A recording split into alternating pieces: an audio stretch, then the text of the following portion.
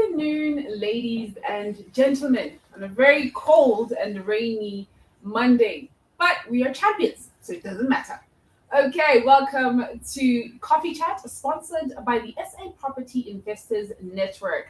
As always, I am Khali and I'm going to be your host for today. A couple of things we need to get out of the way. Congratulations to us for winning the Rugby World Cup. That was pretty awesome.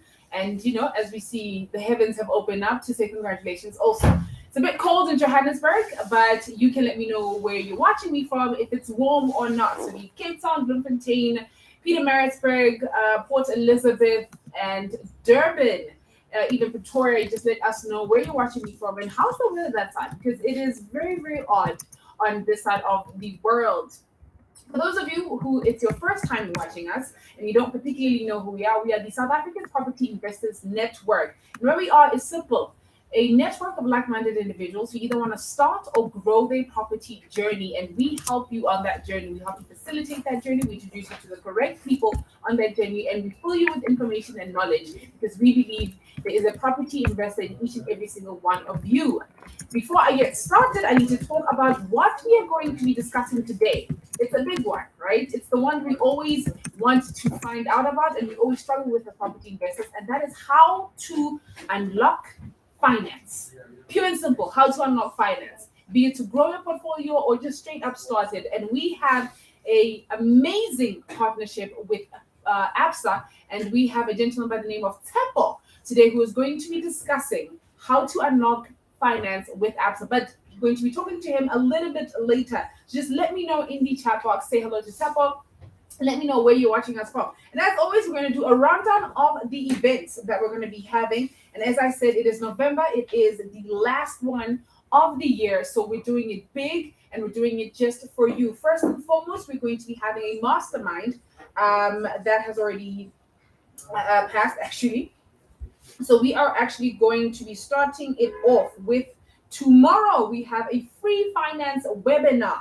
That's going to be happening online at 6:30. So please register on there. The links to all of this will be in the chat box, so you don't have to look far. And then this is the one that I am super excited about. It is the Unlocking Finance, how to invest in more deals with ABSA. Yes, as the SA Property Investor Network, we are going to be partnering with ABSA, our key and headline sponsor and partner, and that's going to be happening on the 7th of November, 6 for 6:30 at the Bryanston Country Club, I beg your pardon, and that's going to be with ABSA. We're going to be having a room full of ABSA elite, including people from financing, home loans, first-time buyers, marketing, and they are all going to be answering your questions on how to unlock finance. I know that people always feel very risk-averse and they seem a bit scared, to actually just ask questions. And you never know, you might actually have the capacity to start your journey. You just didn't know it because you didn't feel safe to ask the right questions. That is happening on the 7th of November. Also remember, it is our last one of the year. That's why we're doing it big. It's the last event of the year. We're partnering with ABSA, and it's going to be happening on the 7th of November. Next up, we're going to be doing coaching and legal support webinar. That's on Thursday, the 9th of November, and that's for all of our members. So if you're foundation, intermediate, and professional, you can be part of that. So please register for that. And naturally, we are going to be having an investor deal night. This one I'm also excited about. And who is this event for? It's for investors who have pre-qualified or have access to finance. That's going to be happening on the 14th of November, and that's on the Tuesday. So the link is also on there. And then we have the mastermind. Now, this is only for professional members. That's going to be happening on the 30th of November. Again, the link is in the chat box. So please just go through to that and then register for all of the events, especially the one that is the public event happening on the 7th of November. That's next week, Tuesday. And we're doing it big with ABSA. So yes, that is a quick rundown of the events that we're going to be having. We have Leti Moyo. She's watching us from Johannesburg. Hello. We have Jerry, who is from Nairobi. Hello, Jerry. That is fantastic. So we have Sam Kelonglo, also from Johannesburg. So that's also awesome. So as I said earlier on, we have a gentleman, right, who is from ABSA. And I feel like I would be doing a disservice if I did not properly introduce him because he is such a big deal. But if you meet him, he's very, very humble and he will never ever admit to the accolades that he has bestowed. But I want to just quickly read his bio, and that is Tsepo Mashashane is the head of strategy, marketing, and partnerships with ABSA Home Loans. Before assuming his current role, Tsepo was responsible for sales channel modeling and implementation in the ABSA Home Loans sales team. And then before joining that, he was with ABSA. He's been with ABSA for 4.5 years, and Tsepo has held various management roles in short-term insurance and commercial insurance, business outsourcing solutions, and the automotive sector. So Tsepo is literally jack of all trades. If you want to know something, be it business insurance, commercial, home loans, all of that facets, you need to be speaking to Tsepo. And thankfully for you, I have him as a guest for today. So if you'd like, I'm going to just quickly welcome Tsepo on, and we're going to get this show on the road. Ladies and gentlemen, as always, please do not forget to put your questions in the chat box. It's not often you get to speak with an individual from ABSA who is here to facilitate and assist you. But we're going to get some of pre-asked questions first, and then you can put all of your questions in the chat box. So without further ado, Tsepo, how are you, sir? Khali, I'm doing well. Feels good to be a champion. And thanks again for that kind introduction. Thank you. You are well deserving of it. You are well deserving of it. Okay, so we're just going to get the show on the road. We did have some pre-asked questions from our Facebook and YouTube viewers prior, and we're going to be getting those because also, ladies and gentlemen, please also note this, and I say this every time, there is no such thing as a silly question. If you didn't understand something, as simple as a credit score, you can honestly ask it. And that is something, somebody has already asked. So please ask your questions on how to unlock your finance with ABSA. Put those in the chat box and we'll make sure that Tsepo assists us with that. So Tsepo, the people are asking. The people want to be investors. You see the economy, and people want to take that stride. But the main thing is that we roughly understand what a credit score is. For the most part, I think the average person understands it is. But I would like to just kind of have a genuine understanding from a banking perspective as to what is a credit score and why do you need it? Yeah, Khali, thanks for that. And I think it's a very good question and perhaps the right one to be able to start this conversation. So a credit score basically guides consumers with regards to their credit worthiness. So in simple terms, how it works is that the higher the credit score, that actually indicates or at least gives a consumer an indication that from a payment history perspective, they are in the good. And the lower the credit score, it means that in the records then of the credit bureau, there are certain adverse recordings as far as the credit payment history is concerned. Now, there are different credit bureau platforms that are there in South Africa, which then enables then a consumer then to be able to approach them and be able to get a report if perhaps they are not in agreement with the scoring that is reflecting on their name. So it's basically there then to be able to give an indication then from a credit worthiness perspective. And to an extent, the higher the credit score, that on its own gives an indication in terms of the chances of a consumer getting an approval when they are applying for a finance. So it's a good thing then for one then to be able to have a higher credit score because it then gives the banks and the different financial institutions an indication in terms of how a consumer conducts themselves as far as payment is concerned. Okay, so it's in your best interest to, have a proven history that you pay bills, basically, that you are trusted with finances and that, you are trustworthy consumer. That's great. So as we keep the ball rolling, I already see there are some questions in the chat box. Thank you so much, guys. Please put all of your questions in the chat box. But this one is one that I think a lot of you want to know about. Because often enough, when you're trying to unlock finance, sometimes you might have a great opportunity, but like I really don't, I don't have the finances for it, or your first time, and you don't understand how these things work. So this is one even I would like to know, and that is, can the bank loan or grant me 100% of a bond? Khali, definitely yes. The answer is a big yes. It is possible to be able to get 100% of a loan. And similar to, and I guess to an extent, let me say, connected to the first question that came through as well, it's really about the risk. So the bank wants them to be able to understand the consumer risk, which is then associated to the credit score that we've spoken about. The second one then is to also be able to understand the risk associated with the property. So therefore, if the financier is happy with the risk of both the consumer as well as the property, then the bank or the financier is in a space then to be able to offer that 100% loan then to the consumer. So everything really evolves around the risk that is associated with the application that the bank is assessing at that point in time. So at the end of the day, the offer that is being offered to the consumer really speaks to the profile that the bank is able to assess on the other end. And then that on its own then gives an indication then to be able to say it's an approval with the condition, perhaps at certain instances of a certain percentage of a deposit that would then need to be paid.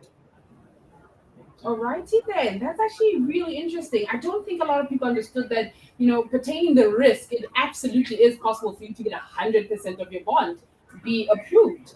And this is another one, and this is maybe a little bit more advanced for people, because especially if you're a first-time home buyer, right, and don't understand these terms, and this is why we're here. This is one I've heard often, but that's because I'm on the other side of the curtain, and that's often you often hear of like a fixed rate or an adjustable. So just please let the people know what are viewing us. What does this mean? What do these things mean, like a fixed rate or an adjustable one, and which is the best?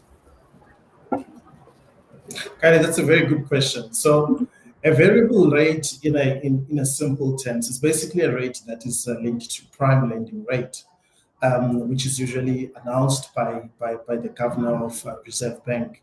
So that's really what it is. However, you do find then that banks usually offer that solution then for customers then to be able to get or at least opt for that fixed rate if they wish to. But what that actually means is that you then get a rate that is fixed whether the interest rate goes up or down. So either way, it's got its own pros and cons, because if you've got a fixed rate, it means that when the interest rates then go down, you don't get the benefit of the interest rates going down as well. However, the upside then is that if the interest rates go up, then at least you're still in that space where you are able to budget, knowing exactly what are the options for you, at least from a budgeting perspective.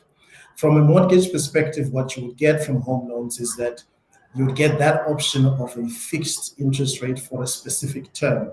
It's usually not for the full 20 years, as would the traditional loan. So it would be that for a specific term, you could be able to opt for that. And then afterwards, then you are able to review that. Most of the time, what you would get then, that type of an option would usually come at a premium that you would be willing to be able to pay for that.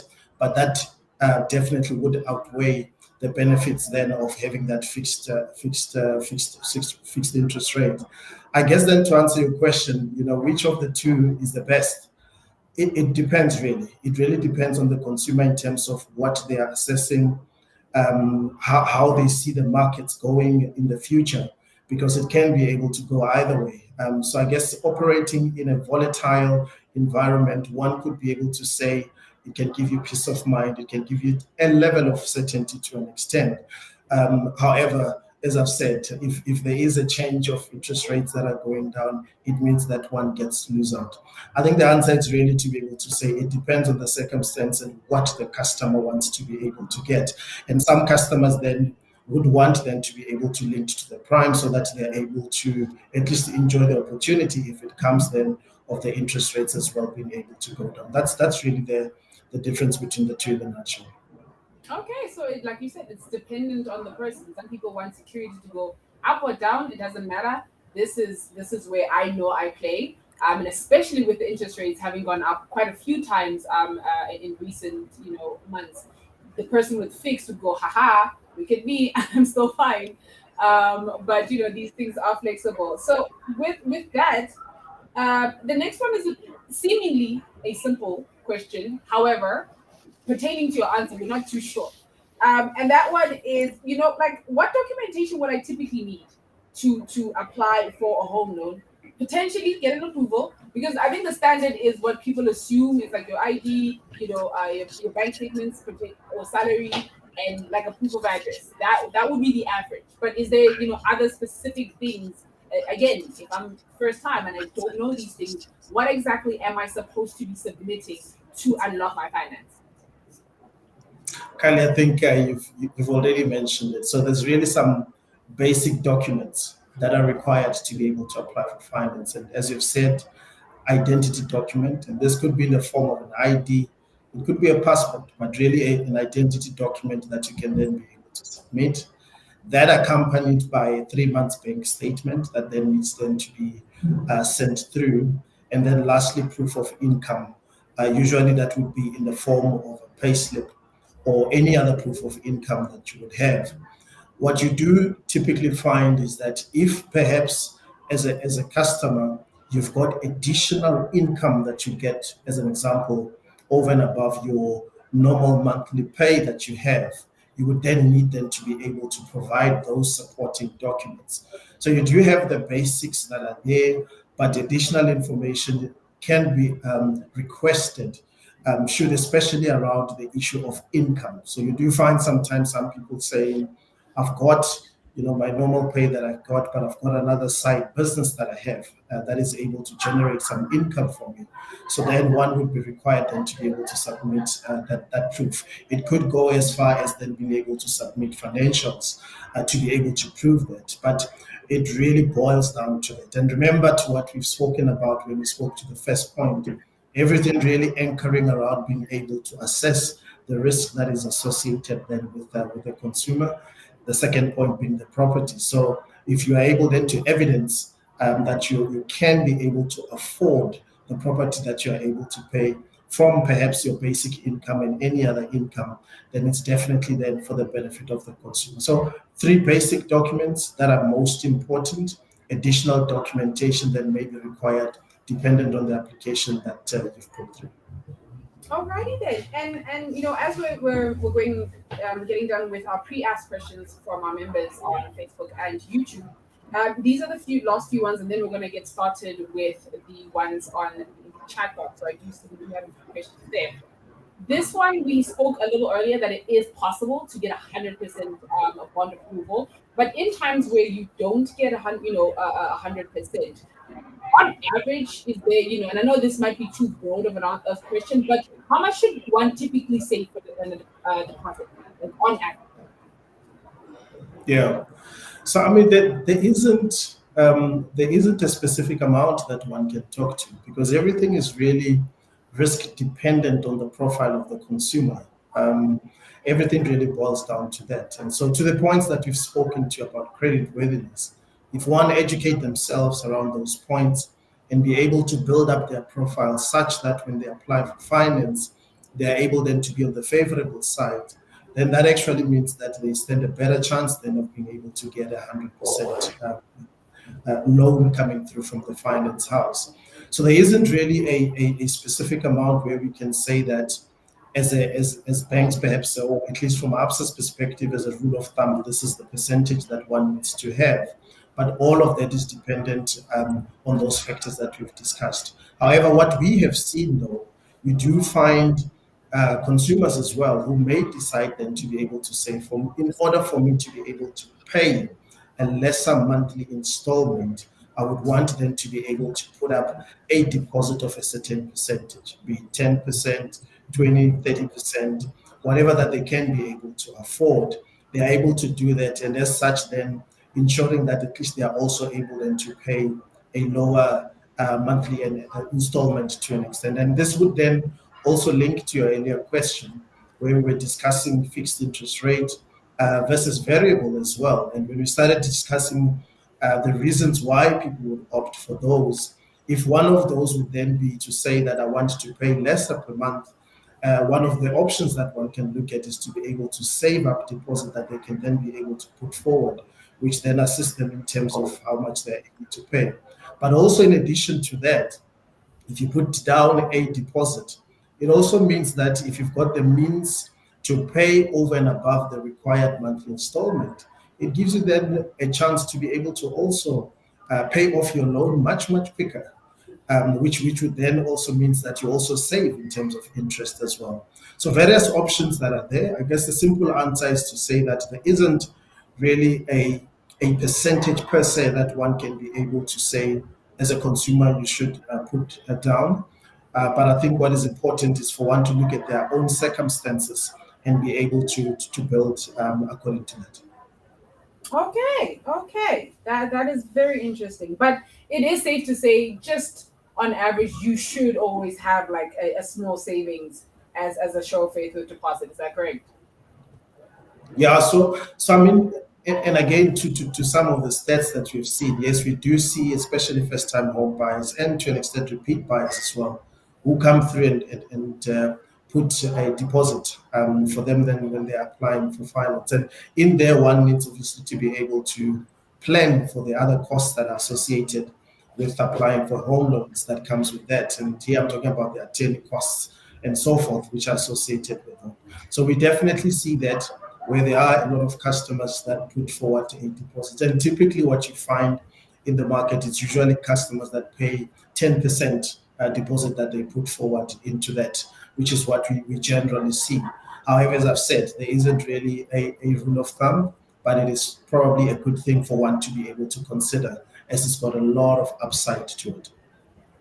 Okay, and then we just have one more question, and then we're gonna go to the chat box and start, talking to our viewers, because I know they're amped and they want to have their questions answered by ABSA on how to unlock your finance.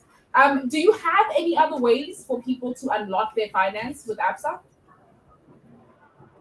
Absolutely, yes. I think once you've gone through these steps that you've spoken about in terms of what is required for you to be able to get finance, one of the exciting things, in fact, we have seen a lot of consumers this year, side of the year, leveraging this option that is available that we have offered to a lot of our consumers. So once you get a bond with us and you start paying, and you find that your property value appreciates to an extent where the value of your property is higher than what you are owing the bank, you now have what we call an equity into that property. And this is where then we are able to offer you options in the form of re-advances or further advances.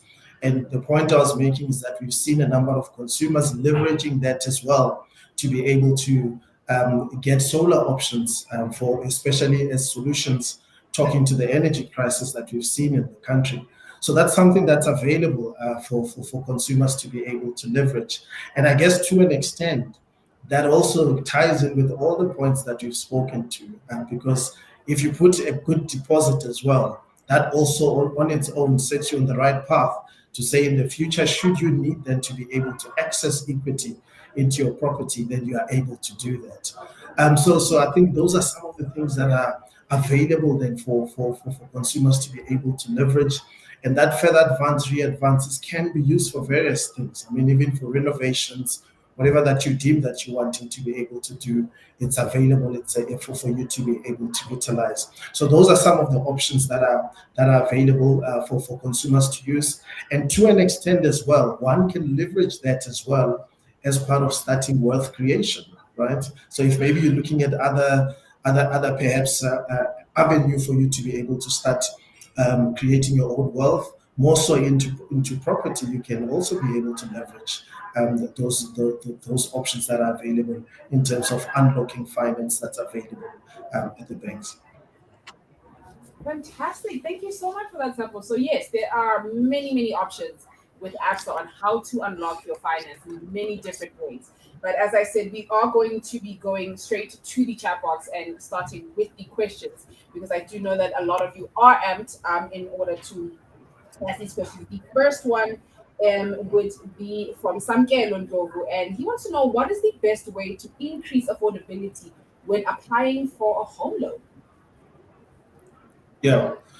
Sapil, that's a good question. I think that the first thing to do, I think it speaks to the first question that we spoke to. Before then you apply for a home loan, I think it's a good practice to be able to get a sense in terms of your credit worthiness from a scoring perspective.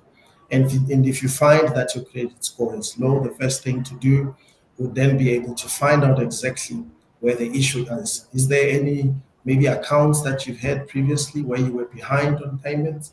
If there are, for one, then to be able to go and rectify that and give yourself a couple of months where you are able to pay regularly on time and ensure that you are able to clear up your debts.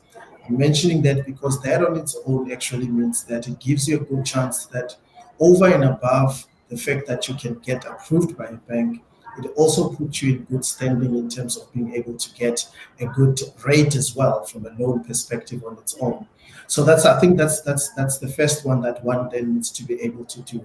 I think the second one, which is what we've spoken to as well, having a good deposit on its own, it also gives an indication to an extent to the banks as well in terms of your ability to pay on its own. If you think about it, because it also says that you are in a good space to be able to pay and you can afford as well the home that you want to be able to buy. So I'd say really focus in terms of ensuring that you have a good credit score. The second one also, if you can be able to put forward a deposit, that will also speak, I think, volumes in terms of your ability to be able to pay. And everything, as we've said when we started chatting, we said it boils down to the risk. So you are in that sense that you're able to demonstrate that then as a consumer you're a low risk, which then puts you in a good space for approval as well as a good rate that you can get.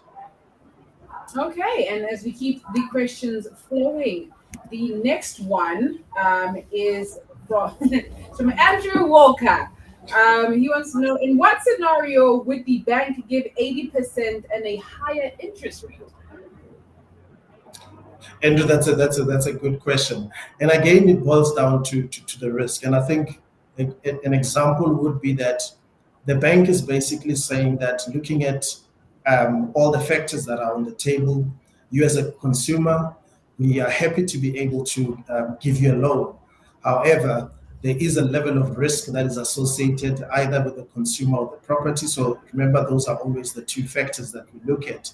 And based on that, to be able to de-risk your profile, we then come in and say, perhaps we would want you then to be able to put forward, perhaps let's say maybe a 20% deposit in this scenario that we would want you to be able to put down, which then demonstrate then that you are in a state where you are able to be able to pay on a monthly basis this loan that you're applying for as well.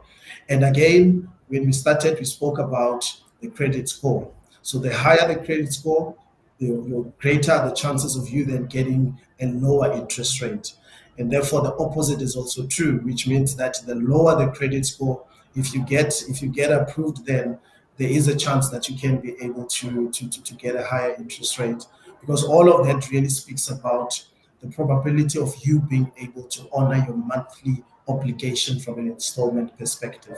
So in those types of scenario, it's really associated with the risk, which is why then we would then ask to say we are happy to offer you a loan. However, we would need you to be able to put something down based on the risk that we've assessed.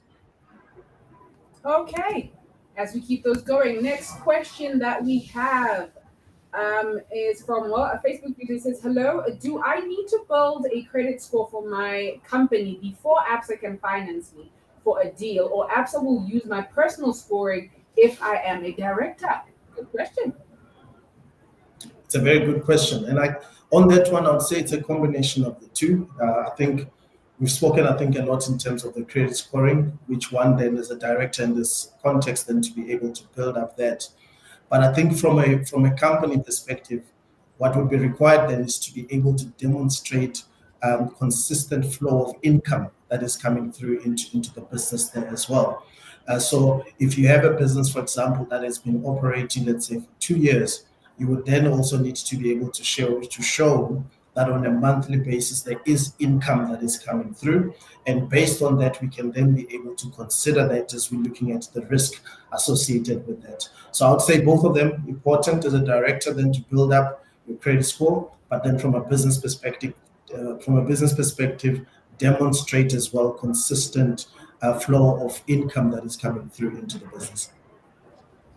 Okay, this is very informative, and we have a lot of questions coming in. The next one is from Daniel. He says, "Hi, Tepo. If I'm looking at buying a property in a company that has annual financial statements, if my business generated 200,000, what can I do to calculate how much the business can get?"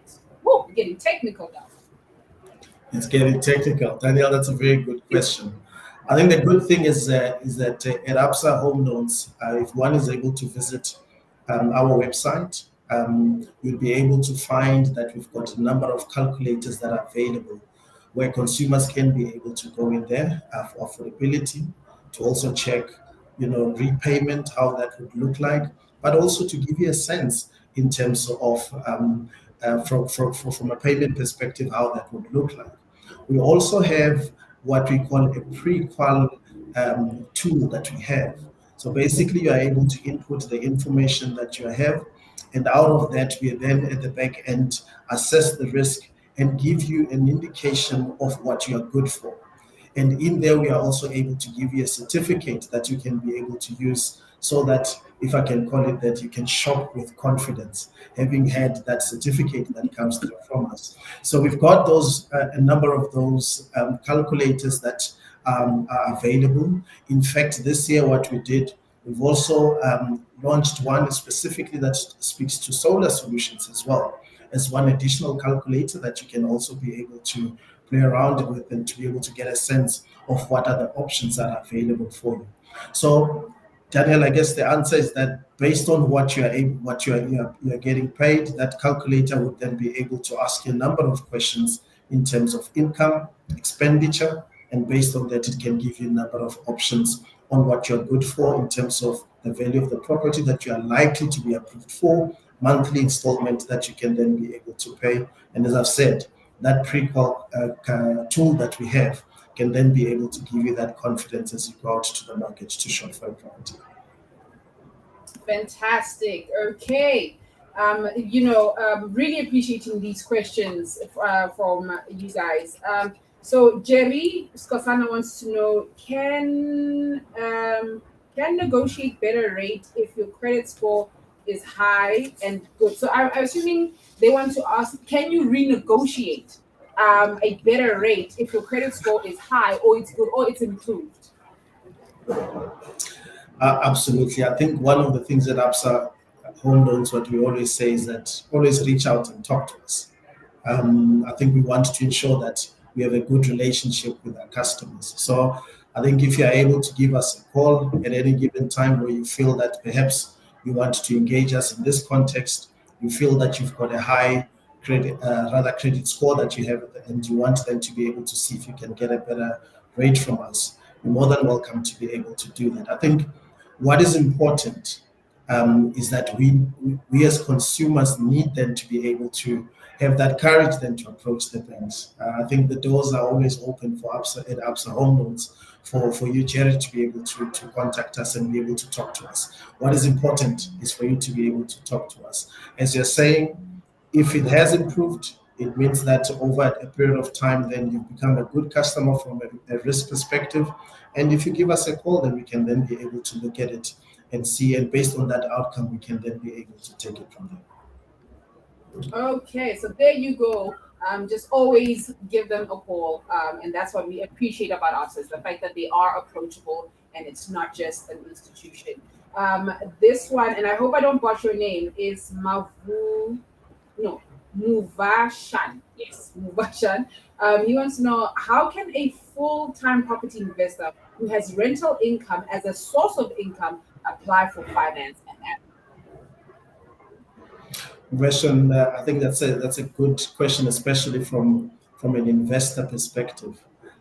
So ABSA is the only bank in South Africa at the moment that has got the buy-to-let proposition that we have out there in the market, which actually means that when you're applying for a home loan for a property that you want to be able to invest in, we are able, one, to look at the income that you're already getting at that particular time, but we can then go a step further and look at the income that you will get as well on the property that you're applying for. which I think is a great benefit to be able to get, because it then almost gives you that opportunity to grow your portfolio. Looking at the potential that you'll then be able to unlock with the property that you're applying for. So definitely the opportunities are there, especially from an investor perspective, to be able to grow your portfolio. I think, again, the guidelines that you've spoken to, I think in this interview still applies in terms of ensuring that, from a credit score, you make sure that you've got a good credit score, and where opportunities are there for you to be able to put a good deposit, I think that also puts you in good standing as well. But then again, as I've said now, to the buy to let proposition that we have, I think it's a fantastic proposition there that is specifically tailored for property investors. Okay. That is actually really amazing that not only do you look at the current, but future rentals get taken into account. I think that is a great space for that. We have Andrew asking again, it's like when applying for a bond on a property, what is the fine line between home loans and commercial? A standard house is obviously a home loan, but what if I bought a property that says 10 flats on it? Andrew, that's a good question. I think the benefit of working with ABSA Home Loans is that we have a very close knit relationship with our colleagues as well from a commercial property side of the business. So we work very, very closely with them.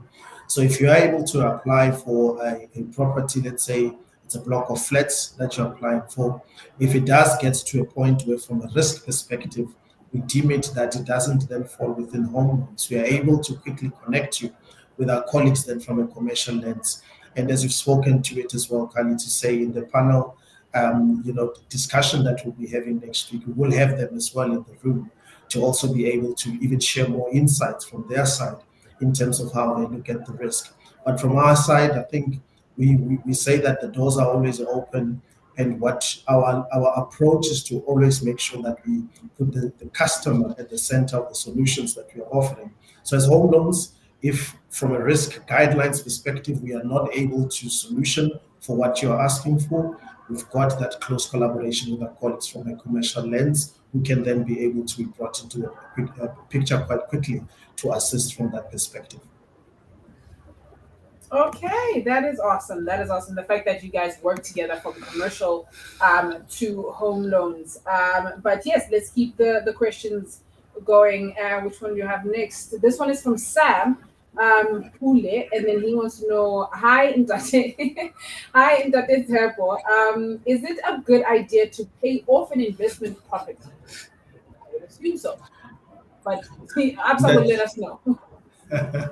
That is Sam, if I can. Thanks for that question. I think again, it really depends. I mean, I've attended a number of SAPIN events, and what is always being discussed is strategies, right, in terms of investment properties. And I guess all of this really depends on what the strategy is, what you then wanting to be able to achieve out of that. I mean, there's different school of thoughts when it comes to these things in terms of saying, is it a good idea to keep a minimal amount that I'm still owing the bank? Is it a good idea to pay it off completely?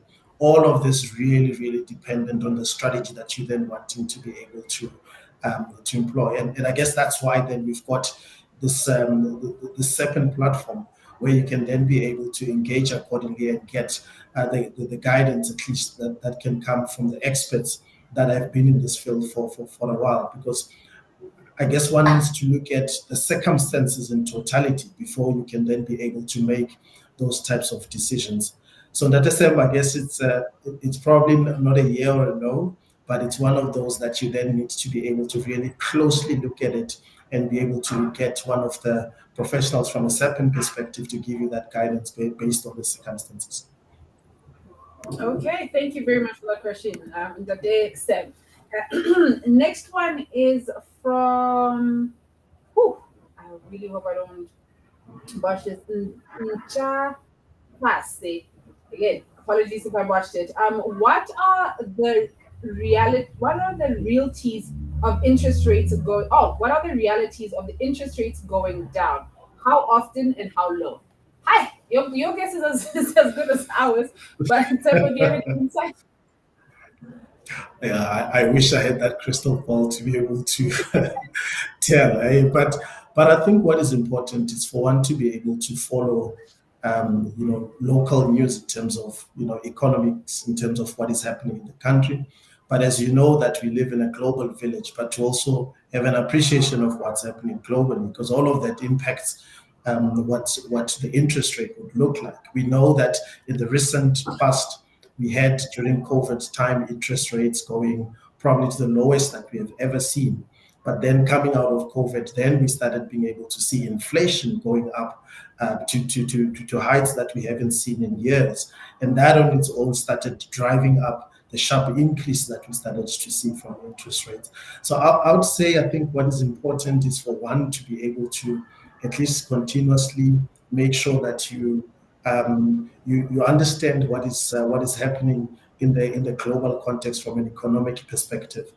If one looks at least what the economists are saying, there is that thinking that says into 2024 we might at least start seeing, once you get to a quarter two, quarter three, perhaps then we might start seeing a cut in terms of interest rate. But as the economists always say, they will always leave you with a line at the end that says, provided that all things are equal, because things can change very, very quickly in terms of the environment. So what's important is to make sure that you are always in touch with what is happening, at least from a local and a global perspective. Okay, okay. So just keep your eyes out for the news and insights, and then fingers crossed. The next one is from Mabasa, and he wants to know if I'm under debt review, but want to buy via a company or a trust. How are the odds of me getting financial assistance? Yeah, no, that's a good question, Mawas. I think as a general rule, one wants to be able, especially if you are under debt review, you would want to be able to at least deal with that period that you're in, so that you're able to clear your name. You'd recall that when we started, we've said that a lot of this is anchored around the risk associated with one, the consumer, two, being the property. So in this case, if you're under debt review, it would mean that there has been instances, or at least where you are not able to pay your obligation on a monthly basis, and hence then you wanting them to be able to take, you've taken that option. Then I would say, I think as probably general advice would then be able to say, one then needs to be able to deal with that situation that they're in at that particular point, until they are able to get out of that situation that they're in. And a lot of these, as we've spoken at the moment, it's really dependent on a lot of circumstances that one finds themselves. But generally, under debt review, I would say that one needs to be able to clear that out, and so that you're able then to, at least when you're applying for finance, you've got a very good credit risk, if I can call it that, when the application is being assessed from a financial perspective. Okay, I hope that answers you, Mabasa. The next one is from Jerry. He says, "What about rentals? Can that help unlock funds as well?" I think we might have briefly touched on this. Absolutely. I think we've spoken to that in terms of the future rental proposition that we have at Absa Home Loan. As I've said, it's the only one that's out there in the market. So specifically designed for property investors, gives you those options then to be able to use future rental. As you're submitting the application, you are then able to submit that in terms of what you're expecting that future rental to look like. And we take that into consideration when we are assessing your application, which puts you at a good standing in terms of getting approval there. I hope that answers, Jenny. Okay. And yes, we have tons of questions. Thank you so much, Sempo, for joining us, because yeah, people want to know. The people want to know, and we appreciate them. And as always, as I said, on the 7th of November, you'll be able to ask even more questions at our last public event that is partnered with ABSA, and that is how to unlock your finance. This one is from Khali. So he wants to know, what options does ABSA have for commission earners? This is actually a really interesting one. It's a very interesting one. Katlisa, I think one of the things that we've spoken about when we started, we spoke about the three basic documents that one then needs to be able to submit when applying for finance. Then we spoke about the identity document, we spoke about the bank statement, and then we spoke about proof of income. So for commission earners, we might ask you for, instead of the normal 3 months bank statement, we might even ask you for a little bit longer. Because remember, the most important thing here, be it a commission earner, be it that you've got your own company, we just need to be able to get proof in terms of income. So for commission earners, there might be additional requirements in terms of giving us more proof of consistent income that is coming through. That could be in the form of additional pay slips, or also then in terms of from a bank statement perspective, asking longer than the 3 months that we've spoken to when we started. Okay. And as we keep it almost flowing, so we're coming to a wrap up with the questions. And if you have any questions, please, we are going to be putting the link to the public event, which is partnered with ABSA, that is happening on the 7th of November. In this, you can get your tickets, and it will be just like this, but much bigger. So we're going to have, as Tsepo mentioned, people from home loans, people from commercial. If you are, a more esteemed investor, we're going to be having people from all facets of ABSA, and they're going to be helping you understand how to unlock your finance. We'll be able to ask these questions and even more on the event that's happening at the Bryce Country Club. However, as we wrap things up, we have another question from Ntate, I would assume, and that is, and this is one of the interesting ones. Why does ABSA need a higher deposit when you buy a block of flats than when you buy individual flats in the same block of flats? I'm going to go out on a limb here to say, again, risk, as you mentioned earlier, if it becomes too big, we essentially send it to commercial. But if you're doing individual ones in small pockets, then that's a bit smaller. See, you should hire me, ABSA. However, I will let you take this one out. Khali, you're really good at this already. So I think that is I think the common denominator here, be it from home loans perspective or for commercial, it really boils down to the risk profile. And the risk profile is for each and every consumer that's applying with this. So we really look at that risk. And remember, I've said when I started that the risk that we assess is on two fronts. One, from a consumer perspective, and I think we've spoken intensively around that. But then there's the other risk that we look at from a property perspective in terms of what you're putting forward. So if you look at individual flats, perhaps the risk associated with it from a property perspective in this context would be of a lower value.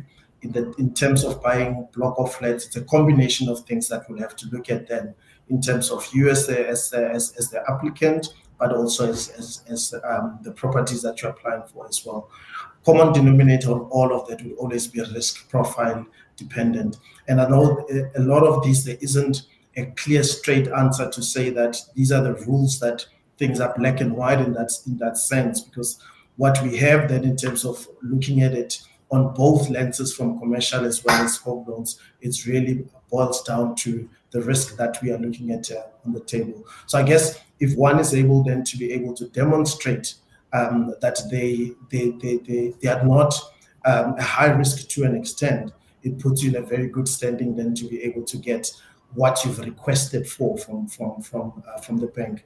And that's why it's important when you're putting forward an application, if you do have additional source of income, I think it's important that you ensure that you capture all of that as well, so that when the risk is being assessed, there is a full picture then of the applicant that has applied then for that specific block of flats in this context. And that is it. Okay, and we have one more question as we wrap it up. And this one says, does future rentals apply for commercial bonds as well?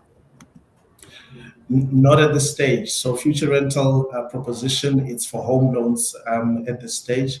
But I think once we get into that space, which is a good thing, that we'll have the colleagues as well from commercial side of ABSA then who will also be in the panel next week, because we've got a range of propositions that we have both on home loans as well as commercial that can then be able to assist in terms of unlocking that finance that we're talking to. But as a proposition on its own, the one that you've been making reference to specifically for home loans, not necessarily in the context of from a commercial perspective. But however, as a rule of thumb, I think it's important, as I've said on my previous answer to the previous question, for one to be able to ensure that when you're putting forward that application, you capture all of that information in terms of one, the rent that you are getting at the moment and what you'll be getting in the future. But then from a proposition perspective, the one I was talking to is predominantly for home loan side of the business. Okay, thank you so much for that, Tebo. As we wrap up, I want to say thank you very much for joining us. Do you have any, last words for, people who want to understand how to unlock finance? And also, as I said, links are in the chat box. So if you do want to meet the ABSA team filled with experts such as Tebo, please join us on the 7th of November for the last public event that we are having. That's why we're doing it big with ABSA, and we're going to be discussing how to unlock your finance. So any last words, Tebo? I think if this engagement has anything to go by, I'm definitely looking forward to next week. I think for me, what is important is that the more we are able to educate ourselves in terms of the options that are out there for us, in terms of what we can then be able to also get the best, finance out there from an interest rate and other options that are available. I think it's important that we continuously use these platforms then to get even much better understanding. So I'm definitely looking forward to the session that we'll have next week, where we can then even be able to go into much more details as well with our other colleagues as well, coming from the other business units as well. Fantastic. Thank you so much for that. And thank you, viewers. As we said, book your tickets for the event, the last one of the year. I want to say thank you to Tebo. I'm just going to give us a roundup of the events that are happening in the SAPIN world.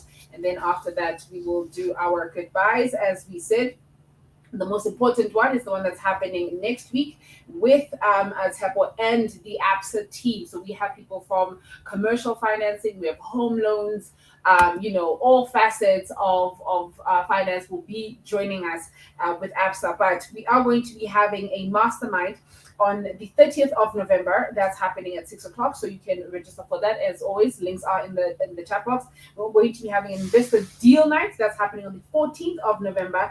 Naturally, we have coaching and legal webinar.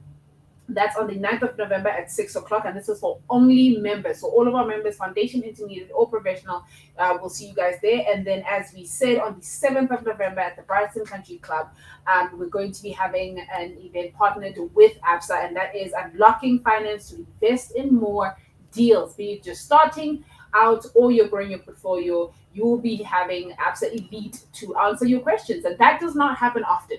So you have to book your tickets for this one, because you don't always get to speak to heads of departments of ABSA just to speak to you about whatever inquiries you might have. And then also we're going to be having a free finance webinar that's on the 31st of October, and that's happening at 6:30.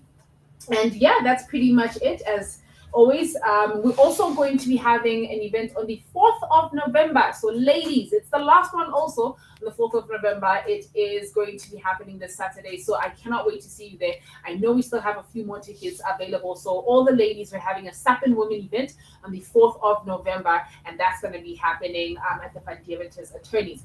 But I want to say thank you very much to everybody who joined. Thank you very much to all the people who asked. And as I said, if you have more questions regarding how to unlock your finance with ABSA, you can absolutely ask those questions at our coming event. But as always, from me to you, it will